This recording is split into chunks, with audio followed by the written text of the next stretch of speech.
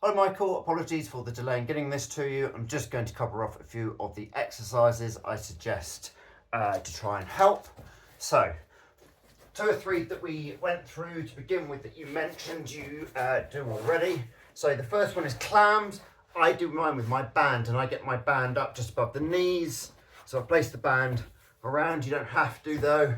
So what we're doing, we're getting our bodies or our torso 90 degrees to the ground, arms out, knees bent, and all the work is coming from here. So we're literally just, don't allow your feet to almost detach from each other. All the work comes from here. So we're trying to get the hip and the glute working. So in terms of clams, around 15 to 20. I would say if you're doing it without a band, do more. If you're doing it with a band, perhaps slightly less.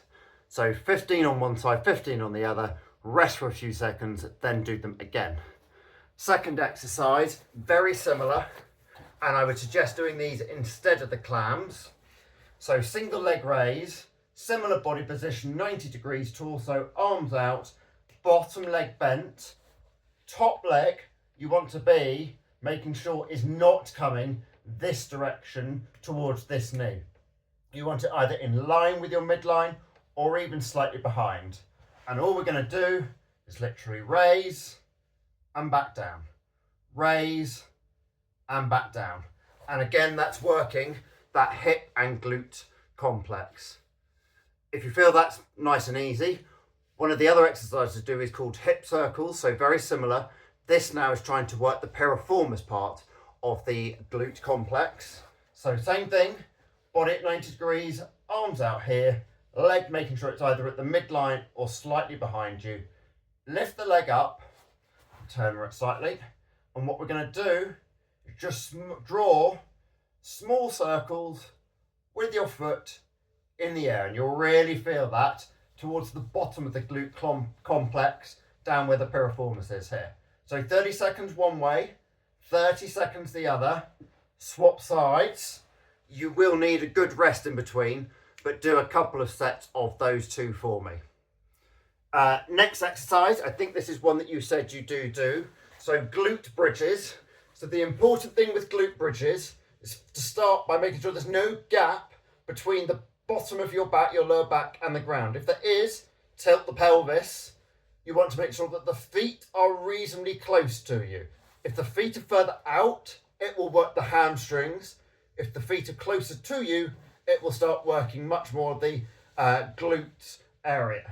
So nicely lying on the ground, head on the ground, and from the hip flexor, from here, we're just lifting up. We'll hold for 6 to 7 seconds at the top. Once you finish holding, slowly roll back down through your spine until you touch the ground. When you're back at the ground, rest 3 or 4 seconds, and then we're going to go back up again. So I do that for a minute at a time.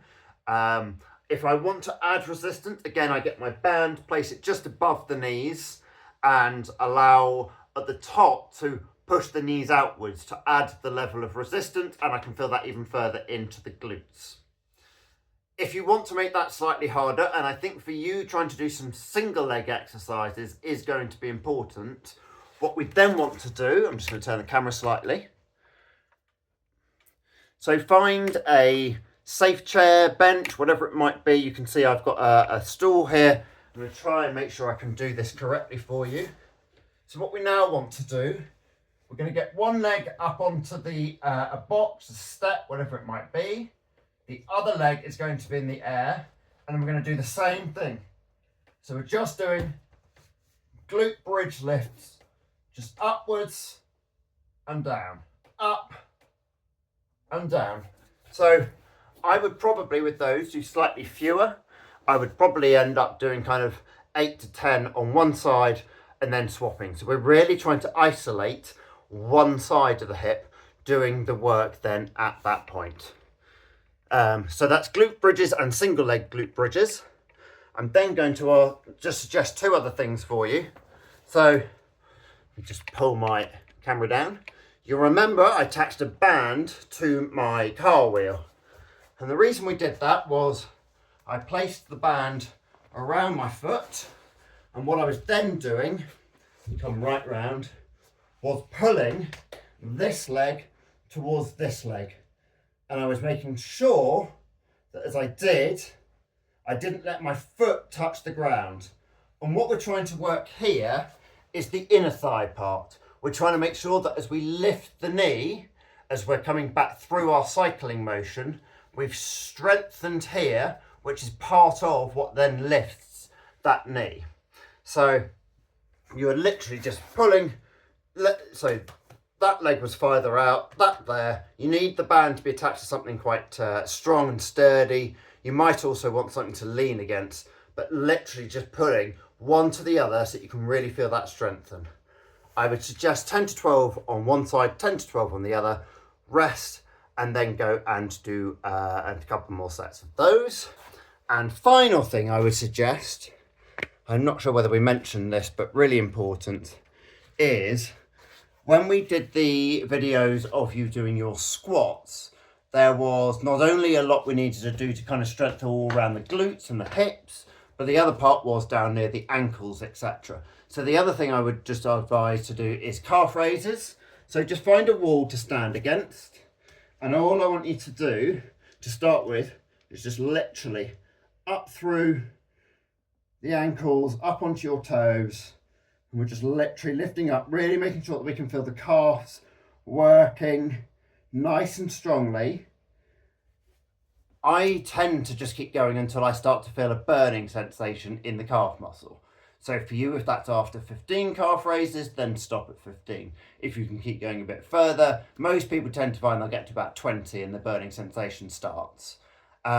If you're feeling good about doing doubles, what you can then do is almost lift one leg off the air, and then we're starting to do calf raises just as singles. So we'll do one leg.